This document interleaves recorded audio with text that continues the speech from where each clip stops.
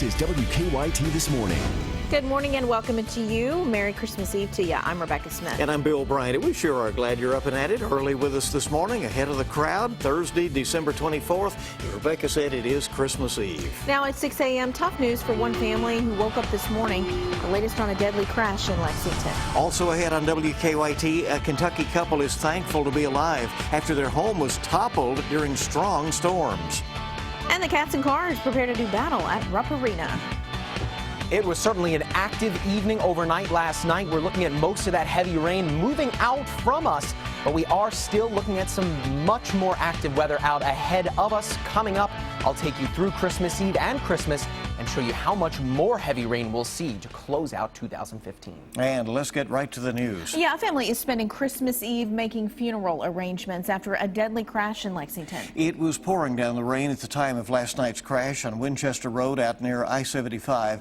WKYT's Mark Barber is there live this morning to explain what we know about the circumstances. Good morning, Mark. Good morning, Bill. And this morning, the coroner tells me that a female passenger who was in a car here on Winchester Road, she was killed just 2 days before Christmas. He says that car was trying to make a left turn onto Elkhorn Road from Winchester Road when a semi-truck crashed into the side of it, again, killing its female passenger. Now, we're told that the male driver in that vehicle, he was rushed to UK Hospital to be treated for injuries. At this time, there is no word about how seriously he is hurt. The roads were very wet when this crash happened around 10:30 last night, but police don't know if the slick driving conditions caused the wreck. We have learned from investigators that charges will not be filed against the driver of the semi. The coroner tells us he is waiting to release the name of the female who was killed because he is still trying to find her family and deliver the extremely difficult news to them. Now, this is the latest traffic death on Kentucky roads, and what state police say has already been a much deadlier year for drivers than last year. As more drivers start to hit the road today to travel for Christmas, state police are urging drivers to take their safety seriously. State police do tell us that there are several things that you can do if you want to take your safety seriously, if you want to get your final destination safely. A lot of those tips are just common sense, and we will have them for you in a breakdown coming up on WKYT News at 6:30. Live in Lexington, Mark Barber, WKYT. All right, thanks so much, Mark. 6 people are dead. Rescue workers continue to search for missing people after a dangerous storm system swept across the country. Tornadoes touched down in Indiana and Mississippi, where 3 people were killed. 2 people were killed in Tennessee. A tree blew over onto a house in Arkansas, killing an 18-year-old woman. In northern Kentucky, a couple is fortunate to be alive this morning. They were rescued from their mobile home after it was blown over a hill during a storm that was rolling through. And WKYT's Michelle Chamberlain is at our live desk with their story right here at Christmas. Good morning. Good morning. Yeah, this couple is just thankful to be alive. Severe weather knocking over their home last night.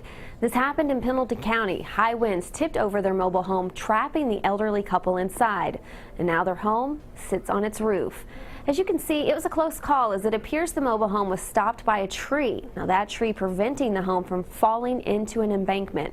The couple was inside the home when it was blown over. When rescue crews arrived, they say the couple was trapped under furniture. The wife had to be cut out of her home. Her husband was eventually able to escape through a window. Now the couple thankfully only suffered minor injuries. At the live desk, Michelle Chamberlain, WKYT. All right, Michelle, thank you very much. Well, the storms also caused problems here in Lexington. 3 people had to be rescued when their car got stuck in high water. That car was in the Masterson Station neighborhood. Firefighters say water was coming in through the bottom of the car doors. They carried an adult and 2 children to safety. On Alexandria Drive, 2 cars got stuck in high water last night. We were there this morning as a tow truck worked to move the disabled cars out of the road. Alexandria was underwater last night between Old Frankfort Pike and Leestown Road. The good news, the water has gone down. And if you thought you heard the tornado warning siren sounding off last night in Lexington, you're not mistaken. Now, there was a problem, though, with those sirens. There was never a tornado warning, nor a tornado watch even, issued for the Lexington area during last night's storms.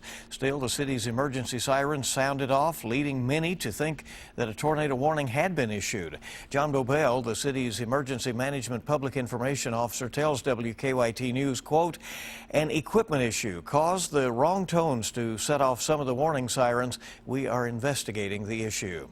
Stay on top of the weather and traffic with WKYT Weather Plus Traffic app. Download it for free in the App Store or on the Google Play Store.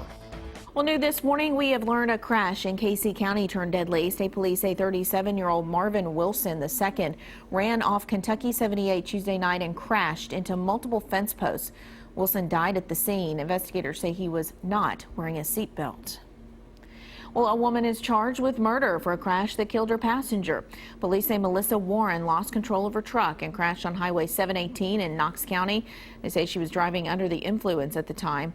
Her passenger, 22-year-old Ryan Baker, was killed. No, he's just real bright, real outgoing, good attitude, about everything. Friends say Baker worked at a tree service business to provide for his 3-year-old son. Well, the annual rivalry is renewed. Coming up on Saturday, the Kentucky Wildcats will look to bounce back from their loss to Ohio State with a victory over the Louisville Cardinals. After losing in Brooklyn, Coach John Calipari said that opposing teams will probably smell blood in the water when they play Kentucky. It's a matchup of two top 20 teams. Coverage here on WKYT begins with Wildcat warm-up at 11:30 on Saturday, and it is followed by the game at high noon. Should be an exciting day ahead and exciting to watch it here on WKYT. Our time this morning is 6:07, and we're going to check out weather for you. Now, your zone-by-zone forecast with Mike Linden. Well, it was a wet and wild Wednesday evening through central Kentucky, and not only central Kentucky, but across the Bluegrass State as active weather just completely filled up the Defender radar network. Really not seeing very much of it left over into the morning hours, though. That doesn't mean that we are without wet streets. You're bound to find plenty of those, as we had plenty of reports of roadways covered in water. So take it easy if you're heading out to do any very late holiday shopping, because you're bound to still find some wet streets out there into this morning as well. We are still looking at this cold front sweeping east across the Commonwealth. It's really not going to have a major impact on our temperatures, though. We'll get to that in just a moment. But if we look to our west, the next storm bound to bring us even more active weather is right now brewing over Texas and Oklahoma, beginning its way to work its way into Kentucky. But as I touched on, that cold front really not going to impact us very much today, which is still a bit unusual. That's just because of all of the warm, moist air continuing to flood its way northward into the Commonwealth, and that will continue to be the case for the next several days here. Temperatures well above normal for this time of year. Normal, by the way, right around 47 degrees or so for a daytime high. We're well past that even right now, past 6 o'clock this morning. We'll get back to the lower 60s out there today under mostly cloudy skies. The good news is that if you're heading out to get any of that last-minute shopping done, or if you're traveling on the roadways, you really won't run into very much active weather out there today as things look to calm down for just a short while. As I just mentioned, we are still looking at that next storm working its way in, and this is what it will bring us heading into the holiday. Today, not going to see very much until the late evening hours. That's when a cold front sweeps across the Commonwealth and increases the cloud cover. But right around 8 a.m. tomorrow morning, look what happens as we start to see that moisture from the Gulf of Mexico rise northward, filling in across Kentucky, bringing more heavy rain into Christmas afternoon. And we will continue to see more of that as we head into the upcoming weekend. This system would be good enough to bring us some snowfall if temperatures were cold enough, but we will not be anywhere close to being able to see any snow tomorrow, nor for the next few days. We're looking at a lot of rainfall. This is by the end of Saturday evening. Look at those rainfall totals. In southern Kentucky, Wayne County, potentially up near 3 inches of rain. Even in Lexington, an additional inch on top of things would be quite messy. So moving into the next few days here, things are looking quite active. Today looking like the best day of the bunch, though. But as we head into the weekend, temperatures, right around 70 degrees. That is very, very unusual for this time of year, but Bill, I think that's pretty much been the theme of 2015. Very unusual weather in Kentucky. It's been a strange year, hasn't it? Most definitely. And it rolls right on. All right, thank you very much, Mike. And it is 6:10 on WKYT, and each morning we bring you weather and traffic together right here. And let's take a look now at what's happening out there on the roads. Here is our current traffic situation. A lot of green on there indicating normal situations and normal travel times. We do have word that I-75 northbound has reopened. It had been shut down between the Boonesboro exit there, 95 in Madison County, and the Clays Ferry Bridge. A couple of semis involved in a crash. It had been closed about 3 hours or so, but everything has reopened at this point. Here are your travel times now. As you're looking there, you can see that the ride from Richmond then is down to about 22 minutes. You can move along at about 64 miles an hour on average, so that is good, and an indication that traffic flow is now normal northbound on I-75. 10-minute ride in from Versailles. Take you about 14 minutes or so out of Georgetown this morning. So it's a pretty good day of light traffic in town.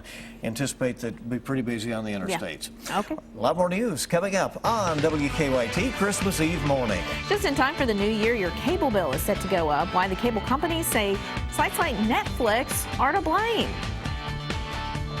Will Christmas come on time for delayed airline passengers? I'm Don Champion at New York's LaGuardia Airport with a look at what airlines are doing to get folks home for the holiday.